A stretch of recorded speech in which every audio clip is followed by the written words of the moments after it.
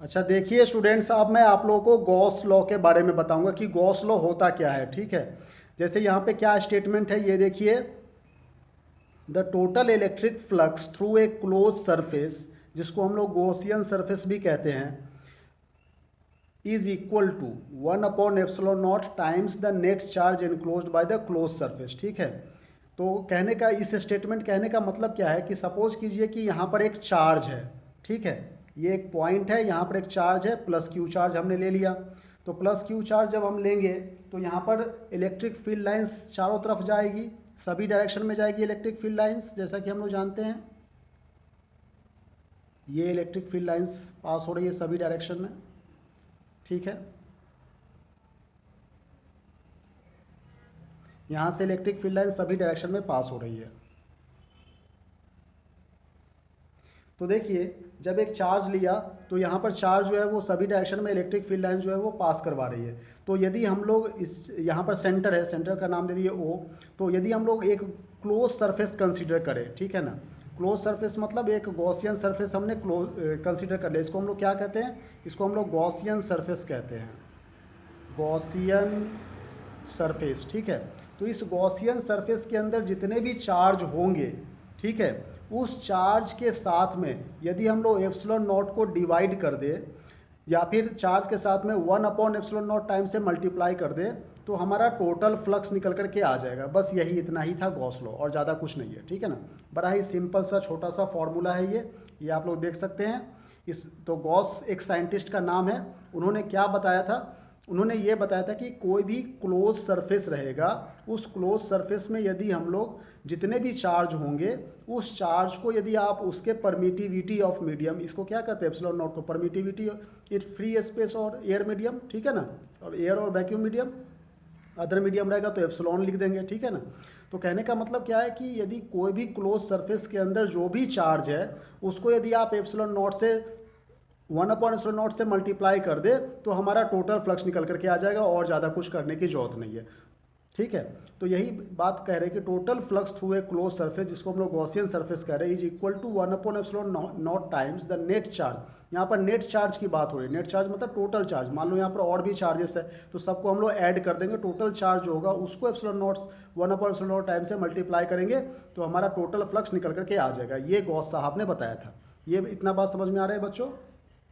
Very good. तो अब हम लोग इसका इक्वेशंस देखेंगे कि इलेक्ट्रिक फ्लक्स जो हम लोग बात कर रहे हैं कि ये जो फॉर्मूला अभी हम लोगों ने निकाला कि electric flux phi equal to q, यहाँ पर ये क्या है, नेट चार्ज है। नेट चार्ज भी इनक्लोज सरफेस भी हम लोग कह सकते हैं, इनक्लोज सरफेस। ठीक है ना, इनक्लोज्ड, ये इनक्लोज्ड सरफेस है, ये बात आप समझ सकते हैं, मतलब कि एक क्लोज सरफेस के अंदर जो चार्ज है, ठीक है, नेट चार्ज की बात कर रहे हैं, उसको एप्सिलॉन नॉट टाइम से डिवाइड कर दिए। ठीक है, ये पहला इक्वेशन बन गया हमारा।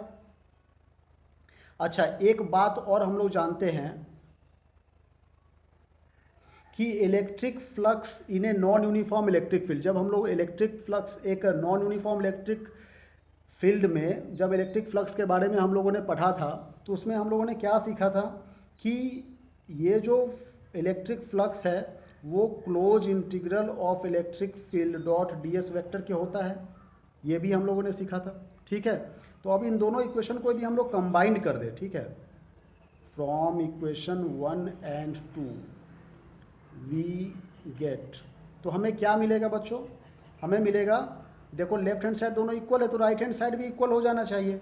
ठीक है, तो हम लोग इसको ऐसे लिख सकते हैं कि close integral of E vector dot ds vector equal to q net charge upon epsilon naught times. ये बात कुछ समझ में आ रही है? तो देखो यही हमारा गॉस लॉ है। ठीक है, बहुत ही इंपॉर्टेंट डेरिवेशन है, ये बहुत ही इंपॉर्टेंट फॉर्मूला है, इसको आप लोग याद रखेंगे। ठीक है, तो इसमें क्या कह रहा है बच्चों, इसमें ये कह रहा है कि क्लोज, ये क्या है, surface integral of electric field over a close surface is equal to net charge, ठीक है, enclosed by the close surface is multiply by 1/ε0 times. ठीक है ना, वही स्टेटमेंट देखिए हम लोग यहाँ पे लिख रखे हैं कि surface integral of electric field over a close surface integral of electric field over a close surface is equal to 1/ε0 times is equal to, यहाँ पर 1 है कुछ नहीं मतलब 1 है, 1/ε0 times the net charge enclosed by the close surface, ठीक है ना।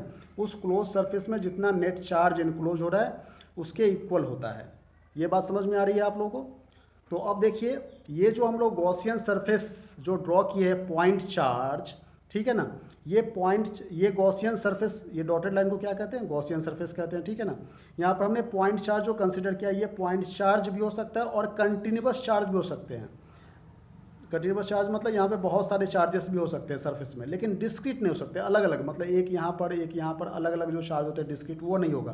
क्यों? क्योंकि डिस्क्रीट चार्ज होगा तो फिर मान लो यहाँ पर एक प्लस है यहाँ पर माइनस है, तो इलेक्ट्रिक फील्ड लाइन्स यहाँ पर कर्व लाइन में मूव करने लगे, नॉन यूनिफॉर्म इलेक्ट्रिक फील्ड बन जाएगा। तो नॉन यूनिफॉर्म इलेक्ट्रिक फील्ड बनेगा तो फिर ये गॉस लॉ का अलग कैलकुलेशन होगा, ठीक है ना। तो हम लोग क्या काम करेंगे, चार्ज जो रखेंगे वो पॉइंट चार्ज रखेंगे या फिर कंटिन्यूअस चार्ज रखेंगे, ठीक है। और देखो यहाँ पर हम लोगों ने लिखा है यहाँ पर कि चार्ज में भी पॉइंट चार्ज और continuous charge distribution not discrete charge, ठीक है ना।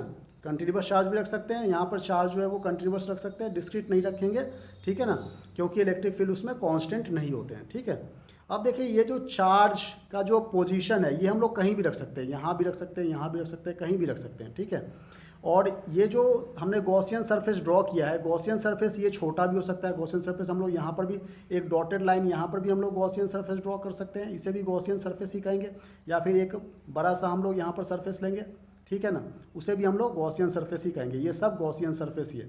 तो हम लोग गॉसियन सरफेस जो है वो आर्बिट्ररी है, कहीं भी हम लोग इंक्रीज और डिक्रीज कर सकते हैं। तो देखिए यही हमने लिखा है कि location of charge and shape of the surface is arbitrary, ठीक है। अब यहाँ पर क्या कह रहा है, लास्ट पॉइंट देखिए कि there is no contribution to the total electric flux from charge outside the close surface. इसका मतलब क्या है कि चार्ज आउटसाइड क्लोज सरफेस के बाहर चाहे जितना भी चार्ज हो उससे हमें इलेक्ट्रिक फ्लक्स में कोई डिफरेंस नहीं होगा। ये बात समझ में आ रही है।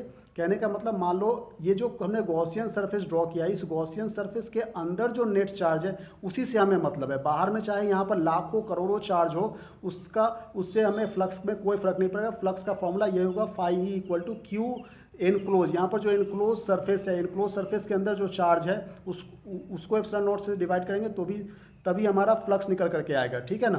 चाहे यहाँ पर बाहर में चाहे कितना भी चार्ज हो उससे हमारा कोई फर्क नहीं पड़ता है। इसको आप कुछ इस तरह से समझ सकते हैं, जैसे मान लो हमारे पास चाहे कितना भी प्रॉपर्टी हो, ठीक है ना, लाखों अरबों करोड़ों की प्रॉपर्टी हो, लेकिन हम लोग कितना कमा रहे होते हैं, ठीक है ना, हमारे जेब में कितने पॉकेट मनी वॉलेट जो है उसमें कितने लिक्विडिटी है, कितने पैसे हैं, वही ज़्यादा महत्व होता है, ठीक है ना। तो देखिए कहने का मतलब यह कि बाहर में चाहे कितना भी चार्ज हो, ये तो मैंने समझाने के लिए कहा, बाहर में चाहे कितना भी चार्ज हो उससे हमें कोई फ़र्क नहीं पड़ता है। एक एनक्लोज सरफेस के अंदर जो चार्ज होगा वही सिर्फ फ्लक्स के लिए रिस्पॉन्सिबल होगा, ठीक है। यही बात हमने कहा है कि there is no contribution to the total electric flux from the charge outside the close surface. समझ में आ रही होगी बात। तो ये है हमारा गॉस लॉ, ठीक है। तो गॉस लॉ का ये इक्वेशन आप लोग याद रखेंगे, न्यूमेरिकल बनाते समय काम में आएंगे। Thank you very much for watching this video.